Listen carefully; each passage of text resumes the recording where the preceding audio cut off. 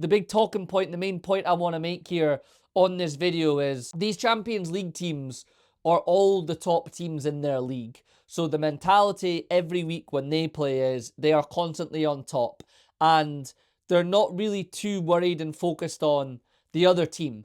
Now, you can talk about the Premier League in terms of the English sides and say how strong the league is, and they need to constantly be thinking about all of that when they're playing in the league, compared to maybe Real Madrid in La Liga or Bayern Munich in the Bundesliga or PSG in the French league. Like, I understand that, and I get that because of the finances and the riches, like the mid and lower teams maybe aren't quite as strong as they would be in the Premier League. That's a debate everyone can have for those that watch the European football more. So the mentality is just always going to be like, no, we're the better team here. We are the better team here.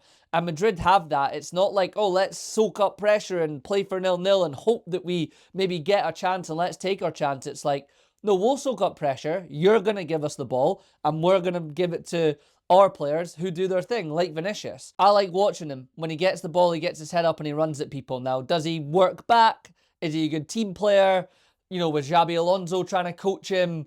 Is he that type of guy that you want in the change room if you're trying to be that type of manager and create that kind of tactical, you come and work back here? Probably not. But I think as a coach, that's a little bit more down to you to have to adapt to him a little bit as well. And Gareth Bale said in the stick to football, you know, Real Madrid is really like letting the players go out and do their thing for the most part and let him get the ball and run at you, and he causes chaos. And you know, I think if you watch PSG last night, I caught the last kind of like 25 minutes of that in the second half against Chelsea. It's the same with that front three. It looks slick. It's free-flowing. The final goal, the fifth goal from Kvaratskhelia, I can't even say his name properly, apologies, is just, you know, vintage, just letting your attacker winger do his thing. It's a good counter-attack. A few of PSG goals are like that. Barcola's goal's really good. And there feels a lot of freedom in those European teams and how they attack, and it doesn't feel as structured as what I watch week in, week out in the Premier League.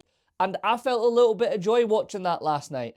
I really enjoyed watching Real Madrid and watching PSG last night. I didn't see the Bayern Munich game, but I watched the highlights of it, and when I watched that, I thought the same. The likes of like Elise and Luis Diaz attacking, like it looks like they're being played with joy and freedom, and it looks really fun to watch, and it looks really fun to play in, and it looks really fun to coach.